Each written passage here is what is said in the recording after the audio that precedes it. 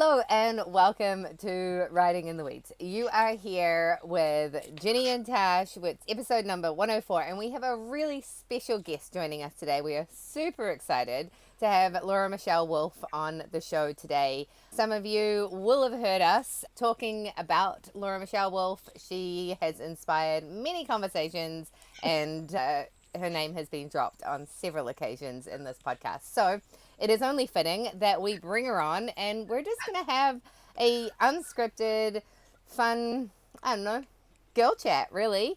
We have no real direction for this podcast except for to bring some of Laura Michelle's amazing wisdom to you guys. Because she's amazing, we love her, and we can't just keep talking about her without introducing you all properly. So I am Natasha Lucky. I am a business VA.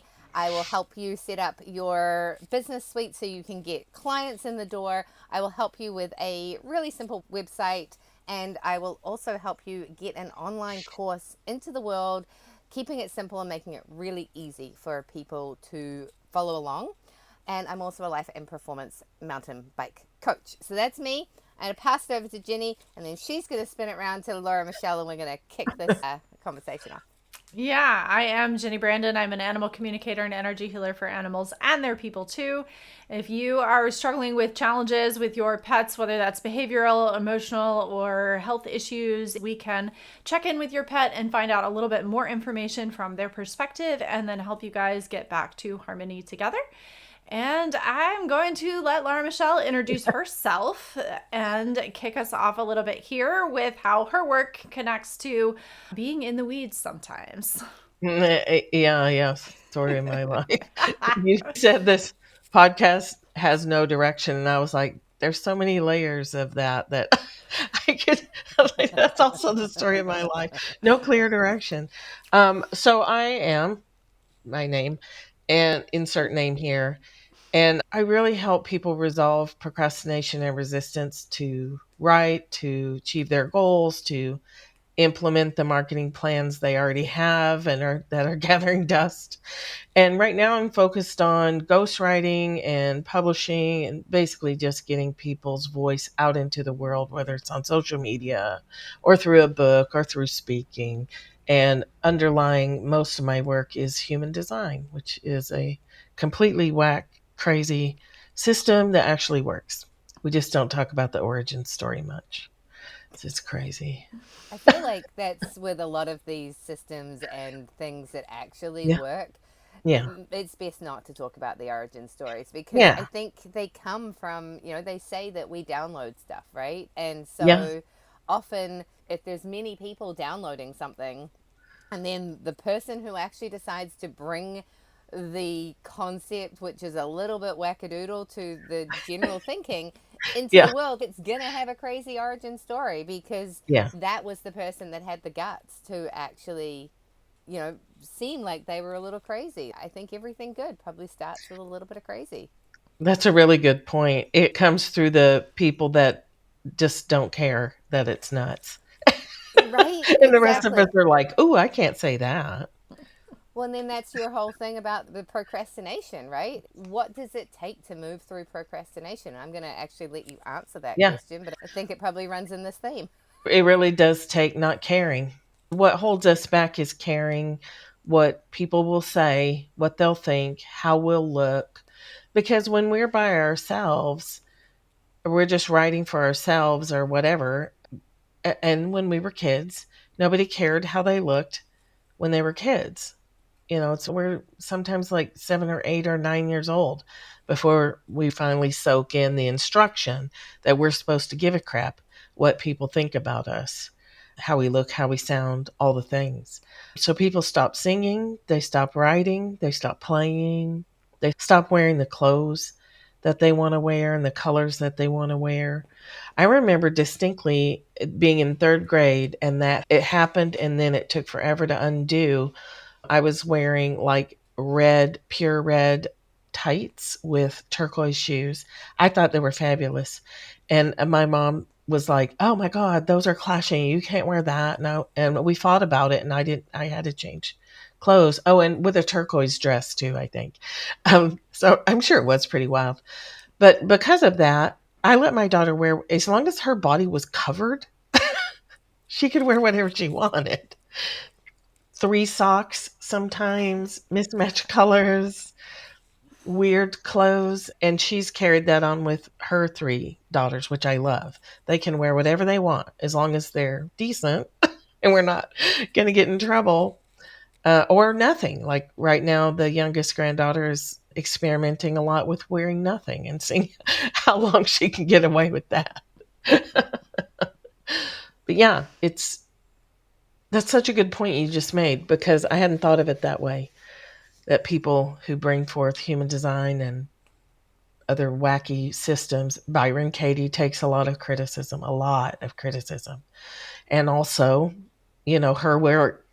her work is derivative of other people's works, and everyone's work is derivative of somebody else's work. And one of the criticisms of human design is it's a mashed up derivative work or synergy of other people's work, ancient works. So, you know what? Really, the bottom line is if it works and it gets your stuff out in the world and you can feel happy and productive about it, who the hell cares where it came from? Yeah, So I think that's how we end up getting stuck in the weeds is when we start worrying about all of Totally. that. And when we get paralyzed by the thought of what is somebody going Mhm. to think, or what if someone accuses me of stealing this, and we Yeah, don't bring forth things because of that. And that's not helpful to ourselves. It only hurts us and it hurts the other people that could benefit from what we have to offer when we're too busy worrying about all that stuff. We're too busy wading around in the weeds at that point, not yeah. even stuck in them, though we're Well, our playing in head them. stuck in Like, them. Yeah, let's just hide in the weeds, let me pull the weeds over me at that point. Like, yeah. And I would move that to the realm of tragedy. To me, it's tragic when people can't. Like the thing that hurts me the most is when I see someone out there and I know they have something to say. Either I know them through working with them or I know them personally, or I can just I get a feeling in my throat that they want to say something and they're not saying it. I sometimes find that unbearable because the backflow of energy that comes when we repress that shows up as physical symptoms, not a doctor, but autoimmune symptoms that can't be diagnosed, uh, depression, stagnation, exhaustion, chronic fatigue. When people start speaking and that energy starts to move, I've seen it time and time again that those symptoms decrease, if not disappear entirely. I've had more than one person come off of autodepressants with their doctor's care, but they've come off of antidepressants because the whole problem was they were holding all that energy back, and energy is going to go somewhere. And if we don't choose where it goes and we're holding on to it, it just ricochets around in the system. It's very damaging. yeah, yeah.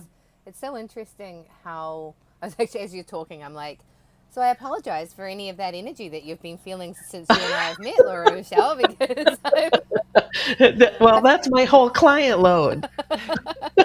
I've kind of been there. And I've actually been meaning to tell you, and I don't know if I did tell you this, but for your listeners and those of you who have been listening to the last few episodes, you probably know this, but Ginny and I both participated in a somatic writing workshop with Laura Michelle a couple of weeks ago. And something really interesting that came out of that right away for me was I've had this really bad shoulder pain, Mm, and on day 3 it disappeared and it hasn't come mm. back. I clearly need to do some writing to release the tension that came up over the last few days because I've got a lot of tension in my shoulders, but the shoulder pain still has not come back. So what I found absolutely fascinating by that is that, okay, so just by one 10-minute journaling session, getting into your body and expressing the pain that's coming through or expressing the messages that are coming through that body, you can eliminate something that has been chronic for 4 years and been an Oh, issue for wow. many before that. But this has been a big issue and it just evaporated. That's So amazing. That's thank you. that's that's awesome to Yeah. add that to the list of anecdotes. But it's because when we're holding back energy, we're physically holding it back. right? Our shoulders are curving forward. Our neck is like we're doing that turtle thing, and that messes with the muscles. And of course, that's going to impact your shoulders, your upper back, your breathing, your diaphragm. It's all connected. We can't separate them. No. So if we build even a little bit of safety, then our body doesn't want to be all hunched up like that and all like clamped down. But if we don't feel safe, we can't let go. It's impossible. Yeah. We're going to lay around in those weeds for the rest of our lives. Ugh. Yeah, that's what we hope people don't So do true. by Yeah, listening to let's our show. not That's do the that. goal, is let's move out of the weeds, through the weeds. But Yeah. I feel like this is one of those cases where we have to learn to listen. And I don't think in our culture and our society that we're taught to do that. As children, we know, but Yeah. then we're told don't listen. We're told in so Oh, many yeah. different ways through our childhood into early adulthood and beyond, you shouldn't be listening. But when we can figure out how to get quiet and listen to ourselves, not only do we hear ourselves, but we start getting information from everywhere else. And that's how intuition works for me, is it's a mishmash. I'm laughing when you're Hmm. talking about human design, because Hmm. intuition to me isn't just one piece of information that clearly comes in from the ether into my brain. It's Yeah. me pulling together all the information that I already know and going from there and feeling my way through whatever else comes up. And it's like, okay, well, I'm feeling a little bit of this. What does that relate to? What might that be part of? What physical ailment or what injury or something else could that be from? Then I start asking questions of pet owners and like, okay, well, what's going on in your life? And it's just Hmm. sleuthing out the answers, but we got to be able to willing to listen to be able to get to that point. Well, we're taught to listen, but only to the voice of authority. Yes. There's only one voice we're supposed to listen to, whoever has the power in the room. That's Yeah. the only voice we're allowed to hear or that we're supposed to hear. And so, yeah, we completely lose touch with what our interior is saying. And our interior is pulling information from our body and the other bodies around us and the land that we're on and the spirits around us and all these complex systems of information. But my first professional career was as a social worker, and it was all systems work. And everything is systems, and you can't touch one part of it without having that, either stabilizing or destabilizing effect on the entire system. And we're all connected at an energetic, atomic, subatomic, quantum level. So, of course, when I'm holding my voice back, it's going to impact my family, my pets, my energy, which impacts my family and my pets and my job and everything else. Like we can separate things into components for the sake of discussion, but we can't function with separate components. It doesn't work like that. Yeah. Yeah. I think what's interesting too is that we spend so much time tippy toeing around, like you said, the voice of authority Yeah. in the room. But are we not always the voice of authority in the room? If you're in the room, Yeah. then you are essentially the number one voice of authority. And if the other person is also holding space in the same way, then you will have clashes Yeah. because you should both be advocating for yourself first, which then Yeah. allows you to figure out how to work together, which should allow us to move forward into being into partnership. And when we don't express ourselves, those mechanisms get stuck and broken, and eventually they'll break. And I think if we are not holding ourselves as our authority in all situations, we Right. can't listen to others, and we also can't move forward because we're constantly worried about upsetting or tipping the boat. And then something simple happens and the whole freaking boat capsizes, and you're left being like, well, what just happened here? Yeah. But as I was just learning over the last few days, actually, sometimes what's happening is the boat is tipping over because things need to change and you haven't been taking the steps. So sometimes you kind of get knocked sideways in order to actually put back on the right trail. Yeah. There there's usually little warnings, the boat tips a little and we're like, ah. It's fine. It's fine. We'll just keep going. And it tips a little more, and then it tips a little more. And then, yeah, it's like capsizing to dump out everything that needs to be dumped out. And if we're in touch with our inner authority, with our internal voice, then all of that other stuff is also made safe. We can talk back, we can express ourselves if we have safety and to some degree. And there's a difference between not caring and, in a sense of, my alignment with my voice is making my life better, which in turn makes your life better, versus I'm going to say what I say and fuck you. Like, Yeah. Right? that's different.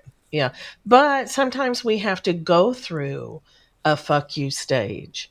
So I've heard some people refer to it as we have to be that rebel so we can become the revolutionary, because anger will help us hold a boundary. If it's new and it's unfamiliar, that fuel of you're never silencing me again, whoever you is, ever again. Like, fuck you, I'm going to say whatever, whenever. And then we go too far the other way. And then we're like offensive and horrible. But then we can come back and be like, okay, I actually don't have to say fuck off to say what I want to. I can just say what I want. And it's Mm-hmm. okay. Yeah. Yeah, absolutely. And I think those moments really, or at least what I've been learning, is those moments actually kick us into something that we've not been doing. I have been Yeah. holding myself very stagnant because I am afraid of this disruption that keeps Yeah. happening no matter what I do. And then it's like, oh, well, here I am again. Okay, Yeah. what are the pieces here? And for all intents and purposes of this particular moment, the outcome was I'm turning on my Starlink and I will pay for it, or somebody will pay for it, and it doesn't really matter, but I need to have good internet. And, Yeah. Yeah. there's more to my story than that, but at the end of the day, it finally made me take a step for myself and for my Yeah. business that I should have taken back at the beginning of May. Well, you go from trying not to rock the boat to kicking a hole in the hole yourself. Yeah. Like, okay, right, we don't want to rock this boat. Fine. I'm going to just punch a hole in it.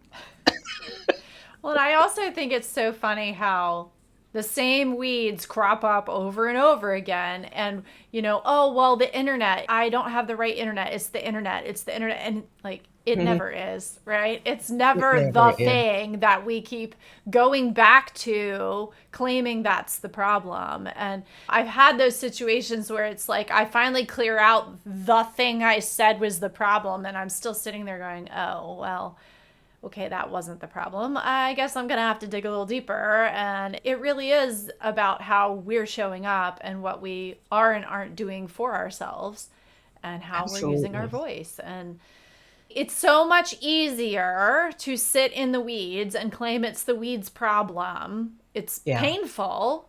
That's the difference, is you can sit in the weeds and stay in the pain. It's like, why are Yeah. you going to sit in the stinging nettle? You know it Right. hurts. Why are you going to Right. stay there? Getting out Well, hurts. Getting out is yeah. uncomfortable, but the pain ends at that point. You get At to some move on. point, and it's clean pain versus dirty pain. Life is painful. It's just painful. So it's the pain of that we're familiar with and we feel safe with because we know it, versus the pain that's going to happen when we change or drive 5 miles to get a decent internet signal or whatever you have to do to get the stuff done. That's painful too. But it's pain that ends because you get comfortable with it and you're like, oh, I don't have that pain anymore. Where if you sit with your ass in stinging nettles, that's going to hurt forever. Yeah. It Yeah. really So does hurt too. it does. It's really Well, it's painful. it's like the same thing. My husband would go to the car wash in the middle of winter, and he would clean the car off, and he'd come home, and he'd be like, "I cleaned the car," and I'd look out and be like, "Did you? Because it looks just as dirty as when you left." And he'd be like, "Yeah, but it's new dirt." You know, it's Right. It's and fresh. and it's the same sort of analogy, but it's like, yeah, you wash off the stink and then you go and do a workout, like, but it's new stink. Whereas if you're just putting stink on top of stink or dirt on top of dirt, like, eventually it crusts up and it causes a problem. But if you just Yeah. keep on finding new dirt, new Yeah. pain, a new stink. You are essentially moving. And every time you take a step back to the human design and the crazy, the creator had to go out and be like, I'm going to be labeled, I'm going to be criticized, I'm going to be branded, and yet And he I want to was. bring this to the world. And then people are going to accept it. And then we're all going to get labeled and we're all going to get bullied and we're all going to get criticized. And Yeah. it's like, in order to actually really move into your purpose and move into your design and move into your alignment, there are going to be so many barriers. And the energies that want to stop you are a lot Absolutely. stronger than the energies that will push you through. And so Yeah. it's that whole, you got to be willing to just keep cracking it open and know that there's never not going to be dirt, there's never not going to be pain, Right. there's never not going to be stinkiness, like Right. There's always going to be weeds. That's just part of it. If Yeah. you grow anything, you know that there will always be weeds. They may be different weeds, they may Always. be the same weeds. Weeds are merely nothing more than a plant you don't want growing where it's growing. That's all And a you weed is, can't, in my opinion. right. And you can't weed on Monday and be shocked when there's more on Friday. Like it's not a one and done. It's always, I think what you said, Natasha, the key word in everything that you just said is movement. yeah, Movement. And Jenny, you said that too. We're stuck in the weeds. Stuck is stagnation. That's death. And when we don't move, we have to move to choose life. And we all know people that are the walking dead, like for real. They're moving, they have a heartbeat, but they're definitely not alive. Protecting yourself from pain is that path of the living, walking dead. And going into motion means if you're mountain biking, you're going to lose some skin and you're going to donate blood to the mountain and all that stuff. And if you're training horses, you're going to fall off and you're going to get the wind knocked out of you. And the horse is going to step on your foot and naughty ones will bite you. And it's super, super painful. But you're alive and they're alive. And riders are going to get their feelings hurt. They're the worst. They're so sensitive. We're all creative people are so sensitive. And it's like somebody looks sideways at your baby book or whatever and it just it sears you to the core, yeah, but you're alive and you're doing it and it was out there so they could criticize it. If it's not out there they can't criticize it, but that's the cost of being alive. So it's really life. Should I choose life today and take a risk and scare the shit out of myself but keep going anyway, or am I going to take the death path and just sit here in a freeze state? The important part of that piece is if you're in a freeze state, you literally don't have access to the part of your brain that can move you out of that freeze state. So sometimes all we can do is breathe. And that's our Yeah. motion. Is we agree to take a deep breath. We agree to expand into our diaphragm and that's all we can do. But that's enough because it's movement. yeah, I think sometimes we overestimate what it takes to get out of a space like Yeah. that. Yeah, good and point. and then we're still paralyzed because, like, well, that's too hard, I can't do that too much. But the Yeah. problem is you have to start with the smallest possible step. I mean, that's how you Yeah. train any animal, is you have Yeah. to start with the little teeny piece. I always talk about it with the horses, like starting with the slightest try, and sometimes that's nothing more than a thought. If I Right. feel Yeah. them think in the direction I want them to go, or Yeah. with Quicker, calm, quicker, teaching, give them a treat. Yeah. yeah, teaching calm to any Yeah. animal is a skill. And whenever they make an effort to think about being calm, that's when the first reward comes. And that's what we have to do to ourselves. We're not really doing We're anything different animals. than Yeah. training That's right. our little animal selves to Yeah. keep trying. We don't give ourselves enough rewards. The program, the 40-day program I run is built with one of the pivotal pieces is celebrating. We need that gold star energy. And no one's going to give it to us. We have to give it to ourselves. But when we don't, when, especially if you're neurodivergent, which I think most of us are, which then are you divergent really? If that, I've like, always where's the wanted to balance know. here? Yes, Because, yes. well, it kind of looks like we all are. But if we don't have that, if we don't even think we're going to get some kind of reward out of it, we won't do it. And that makes it even harder to get out of a freeze state. But like you said, the reward might be microscopic. It might be that you get a little extra oxygen, which gives you a little extra energy, and maybe you can do the dishes that day. It's so tiny, and overestimating just contributes to paralysis. Oh, you're right. Yeah, absolutely. My yoga instructor keeps on saying, I have an app. It's like not a real person. Just it sounds weird when I'm like my instructor. It's someone on the internet. They've never seen me in person. But one of the things that they say is it's not about falling out of the pose.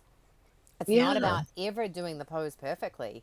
It's actually about breathing, and it's how you come back into the pose. And I find myself like today's was about balance, and I lose track, and oh, was it the left arm or the right arm? And I have to remember that, okay, I was just told that that's actually not important. Doing it perfectly is not actually the goal of yoga. The goal is doing It's it not. imperfectly and Right. coming back to the breath and starting over, and eventually you get a little bit better and you get a little bit better. It's never going to feel like you look like the picture in any yoga thing, for an Yeah. example. But I think that's the same. No writer ever feels like they stack up to their mentor or the person that they admire. We all have it, and it doesn't matter how high you rise, you're still going to feel like you could do it better, that you don't look like what somebody else does.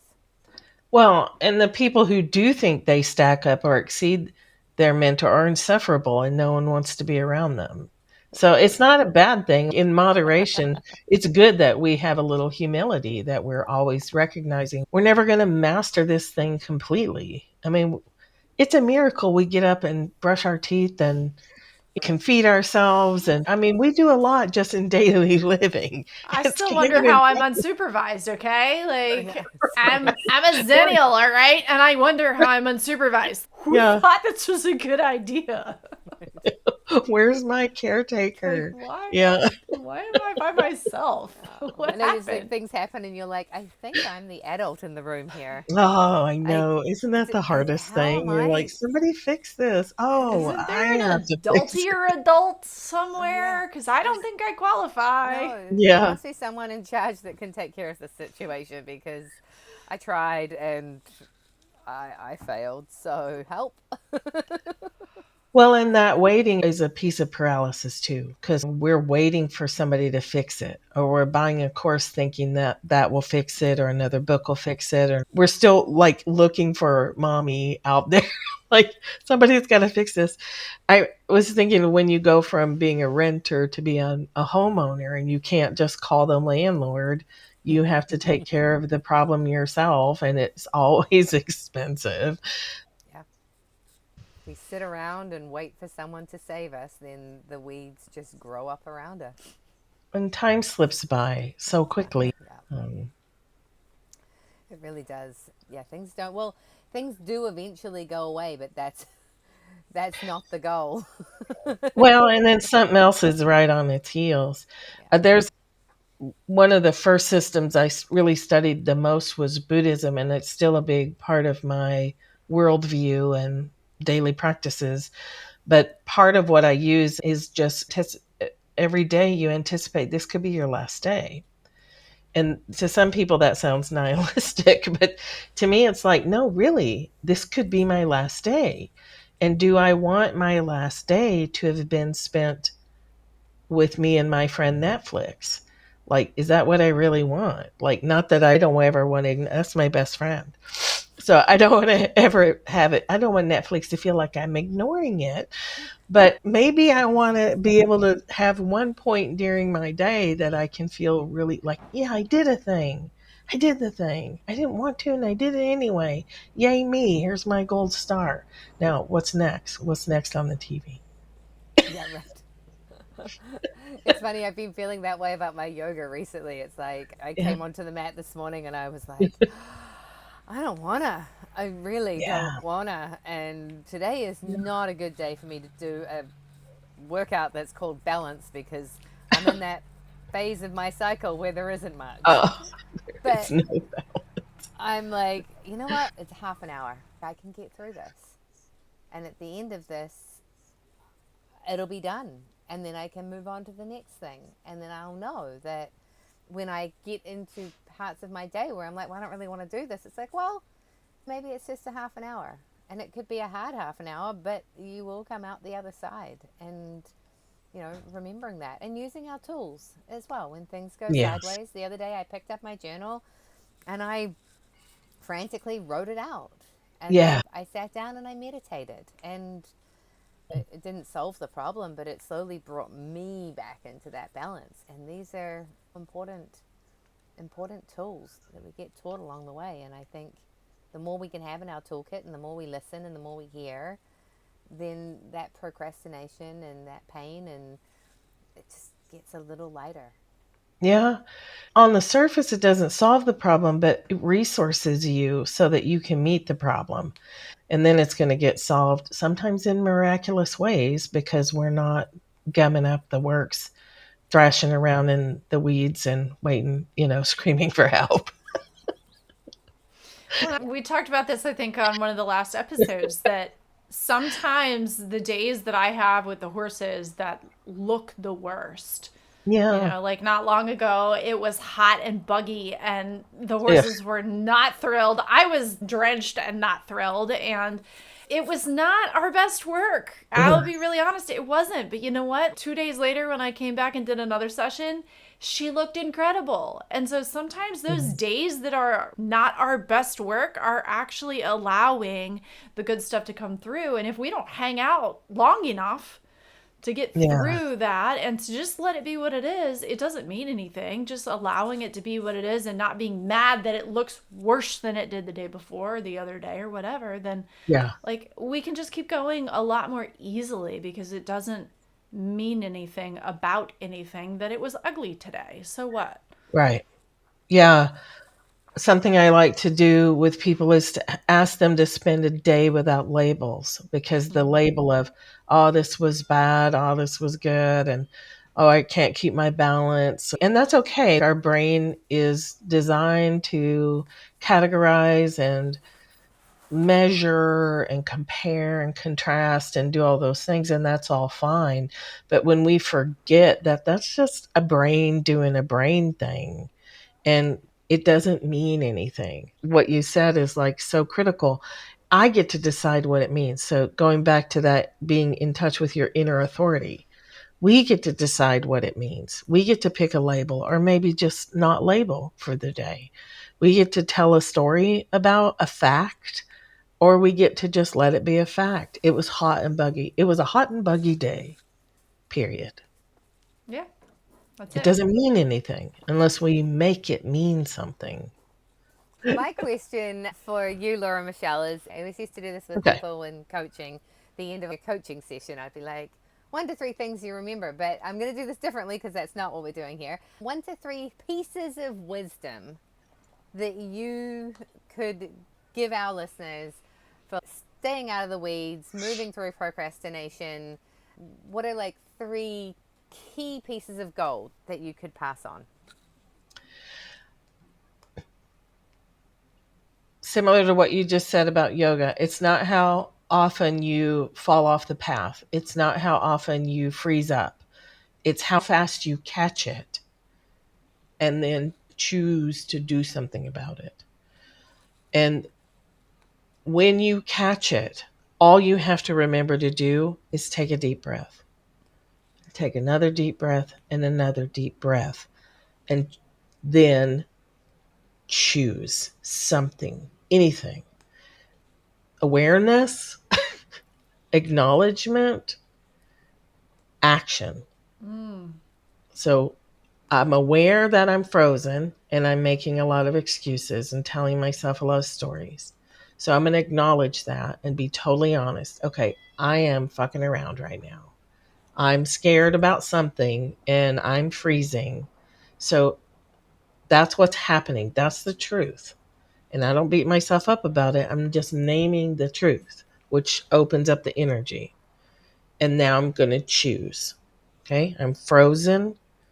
What's my choice? My choice is to stay frozen. I can totally do that because I am a grown ass adult. I can choose to stay frozen. I can. Or am I going to choose to take a few more breaths Or am I going to choose to stand up and just move around the room? And then of the buffet of options, I can choose one. Doesn't matter which one. I can choose one and I can move. And that little tiny process can take 60 seconds. It can take 60 years. But yeah, awareness, acknowledgement, and then action is the three things I would say. I really like that because it goes back to that small stuff, right? Like that Very small, it doesn't have to microscopic. be big. Like it can be so small, Mhm. and that is movement. Yeah. And that's all that it takes is to get out of the freeze state. This is where meditation can work against people if their tendency is to collapse or freeze. Mm. Meditation is not always a good place for them to start. It may be better to do a walking meditation, still meditating, but not sitting still. Yoga can be a meditation. Riding a horse can be a meditation. So, setting the intention to observe your thoughts and let them go is really the heart of meditation. We're not trying to get rid of them, that will never happen. But we can see them, be aware of them, acknowledge them, and then choose what's our action going to be. I love that. Yeah. Okay, and then as we wrap this up, what do you have going on? How can people find you? Yeah, tell us about yourself and where we can get more of you. The best way to keep up is on Substack. Laura Michelle Wolff, two F's, .substack.com. No W's in the front. But I'm active there. And I used to give out social media, but I'm really stepping away from that.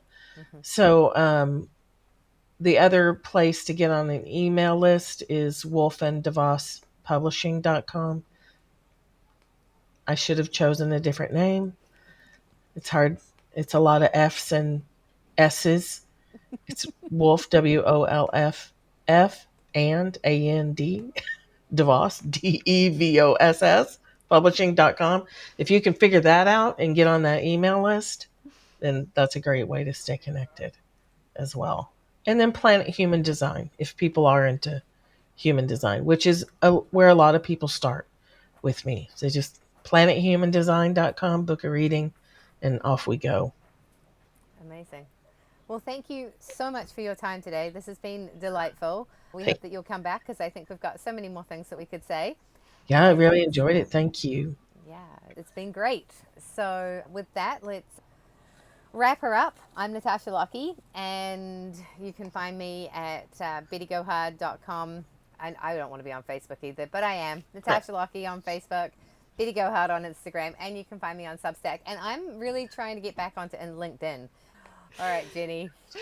Yeah, I'm Jenny Brandon. I'm an animal communicator and energy healer for animals and their people too. You can find me on the web at soulpetconnections.com and on Substack, Instagram, Facebook, and YouTube under the same handle. Thank you so much for joining us here today. You can find Riding in the Weeds on Substack and all major podcast platforms. We would appreciate your likes, comments, and shares. It means a lot to us. Let us know if you love this episode and share it with someone if you know they might benefit from it. Thanks for hanging on through the ride in the weeds, and we look forward to seeing you next time. Yeah, thanks everyone. Thanks, Laura Michelle. It's amazing having you. Thank you. And yeah, we'll see you all next time. Bye for now.